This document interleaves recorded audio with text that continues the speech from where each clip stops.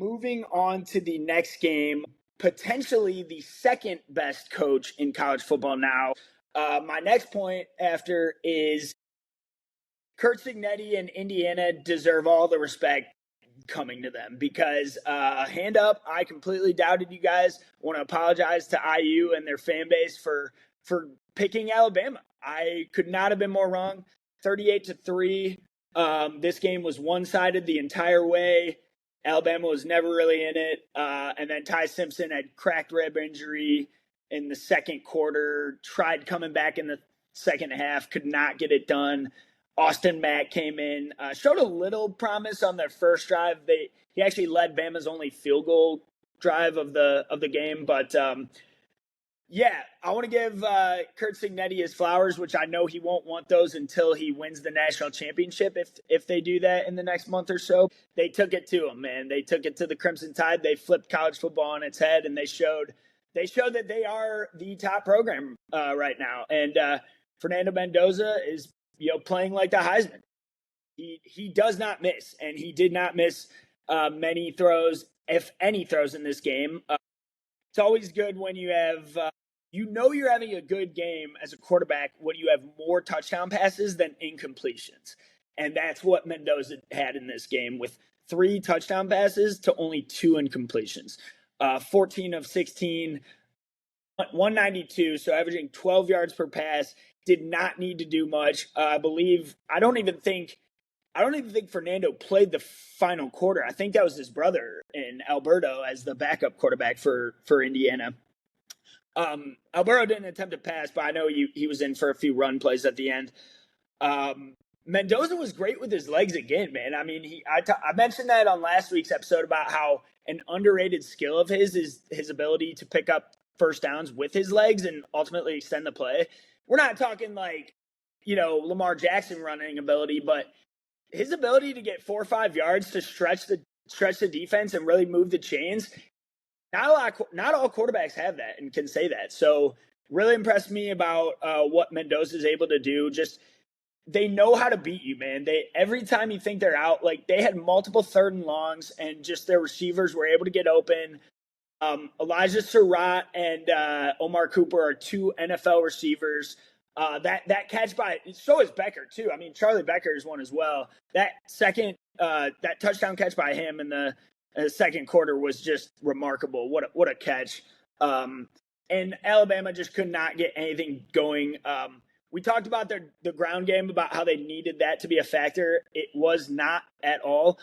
They had even less rushing yards in this game than they did against Oklahoma, which I didn't even think was possible.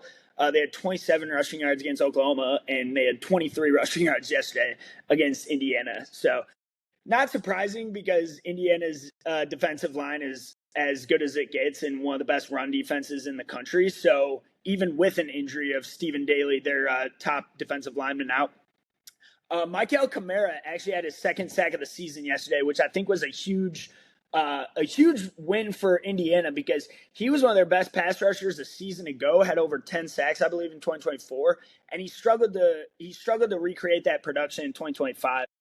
That was only his 2nd sack of the season, so I think that's big if they can really get him going, especially against Oregon next week, a team they've already beaten earlier in the season. But if they can get Michael Kamara going in their pass rush, that could ultimately set Indiana apart, ultimately win them the national championship. They'll likely be favored to do that already, but if their D-line can become even more of a strength, then I really don't know how you beat this team.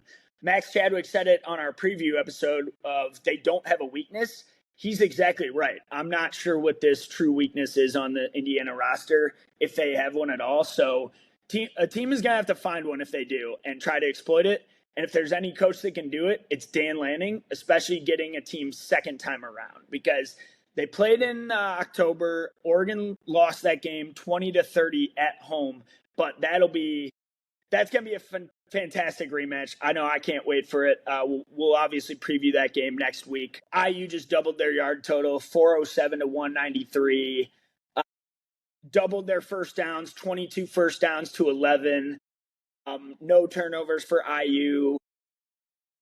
only one penalty for both teams, so that was good. But that just dominated the possession battle as well. And Jam Miller, Alabama's running back, did not even play in this game. Didn't receive a single carry. We talked about him in the preview about how they were going to need one of their running backs to get going. Daniel Hill only got like 5 carries for like 16 yards, so they were not even trying to run the football. And after going down at halftime 17-0, they just completely abandoned it, and all they could try to do was get something going in the passing game. And for as good as the Alabama receiving corps is, guys like Jeremy Bernard, Ryan Williams had a little bit of a bounce back game in this one. They tried to get him going early with, I believe, the first play of the game. They threw the ball to him to try to give him some yards in space. 6 catches, 53 yards, which, again, that's not crazy good production from him. You'd like to see a little more out of your young star there, but I think Ryan Williams, there's a lot to work on for him in the offseason coming back. I believe he announced he's coming back already, so that could develop even more with that. And they got Brooks coming back, the true freshman. So expect more out of that Alabama receiving corps in the future. I think it was ultimately the run game that kind of held their offense back this year. And was ultimately the difference maker. They were no match for Indiana's corners. D'Angelo Pons is one of the best cornerbacks in the country, and he had a field day yet again. So for this Hoosier defense, all credit to Indiana and a 38-3 just domination from the Hoosiers on Alabama. They are now moving on to play the Oregon Ducks